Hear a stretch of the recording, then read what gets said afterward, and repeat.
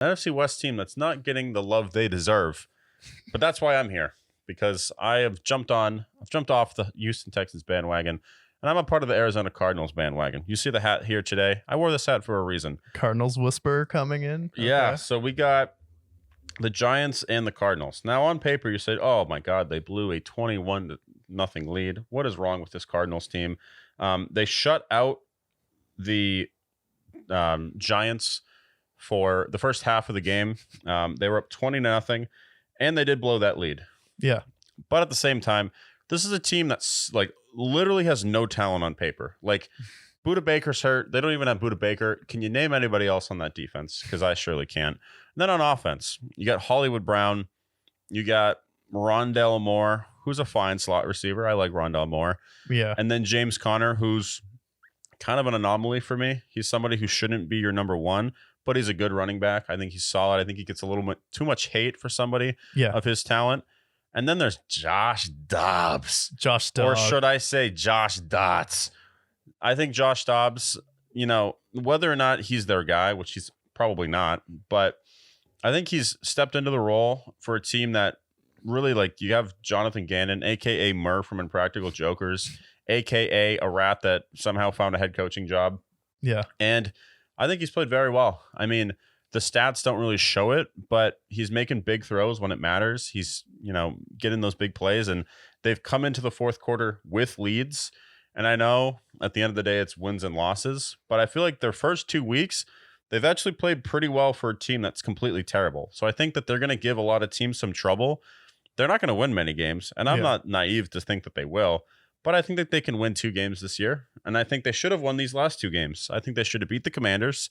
I think they definitely should have beat the Giants, but then they remembered, wait a minute, this Giants team also sucks. If we beat the Giants, and then they also happen to not win any games, we might not get Caleb Williams. That's not good. So they're like, you know what? We're going to let the Giants win this game. Make up the confidence so that people think Daniel Jones is still good for some reason. And then there's the Giants. Man. Oh, I'm usually a Giants optimist, as you know. Giants fan, some would say. Yeah. What the hell is this team? I mean, first you get annihilated by the Cowboys. All right, Cowboys have a great defense. Understandable. You're overmatched. That's fine. What was your excuse against the Cardinals? Who was stopping you? Name their corners. Name their defensive line. Who do they have? Nobody. They have nobody. They have Budda Baker. I like Budda Baker, but that's like the only guy on defense you can name prominently. And then it's the same shit. It's like checkdowns and screens and flats and short out routes. It's like painful to watch that offense execute. And that was with Saquon. Yeah. That was with a top 5 running back in the league. Saquon's hurt. He's out for 3 weeks. Daniel Jones couldn't get anything done. Second half adjustments. They come back. Give them credit for coming back. That's great. This team sucks. This team is terrible. They won today. That's great. Yeah. They officially have 1 win on the board, and they're going to hold on to that win for a long time because they might not win another one. That might be the reason why they don't get Caleb Williams, because they beat the Cardinals. Good God, this Giants team is about to implode if they haven't already. You finished? I'm finished. Oh, yeah. Josh so Dobbs. I got something to say about the Giants.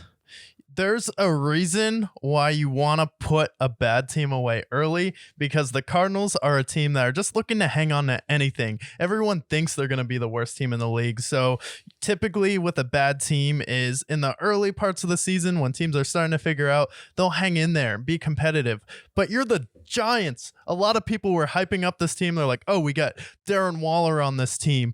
Chris Collinsworth was talking about all the speed that they added on this team and how you're going to see a lot more receivers and passes down the field. Nope, we're not. We're just going to see 1 yard out route, and then we're going to see another 1 yard out route, 3 and out. And then when Saquon can't get going early in the game, we're basically toast. And now this game without Saquon Barkley, the reason why I was down on the Giants last year is like, I think when you're using a running back that much, you're just increasing his risk for injuries. The fact that Saquon is your best receiver on this team, and then Darren Waller is someone who's been banged up, and he looked good in this game, but he is legit your only weapon in this game.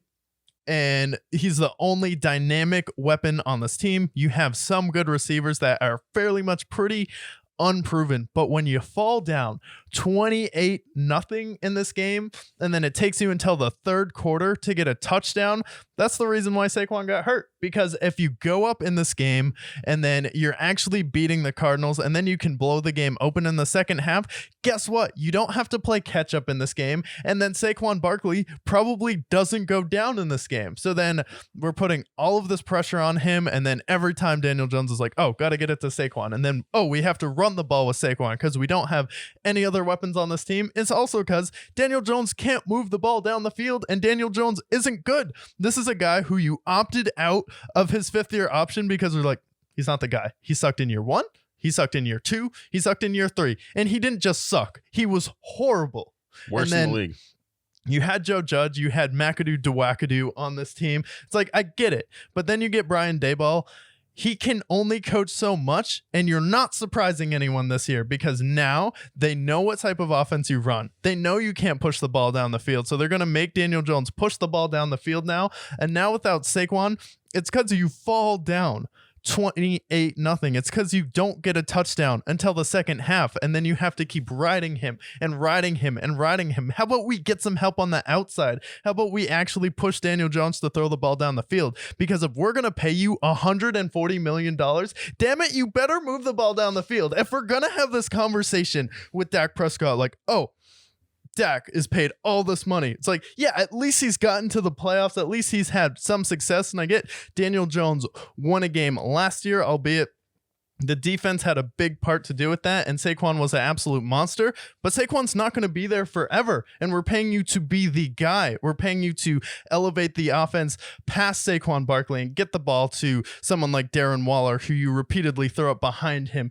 You repeatedly miss receivers. And like, yeah, okay, he throws a great out route. Like, okay, like, so does everyone else in the NFL. So it's like, for the Giants, it's like you were down in this game, and then you mentioned it, the Cardinals got up in this game, and they're like, oh, wait, why did we trade all of those assets away? Right, we want to suck this year. So we want to be terrible so we can go out there. We got the Houston Texans pick because they wanted their pass rusher and they wanted their quarterback this year. Good, they got it. Now you have the Texans pick, so you have a great chance this year to tank and have 2 really high first-round draft picks, and whether that's keeping Kyler, rebuilding the offensive line, and getting a stud receiver and stud on defense.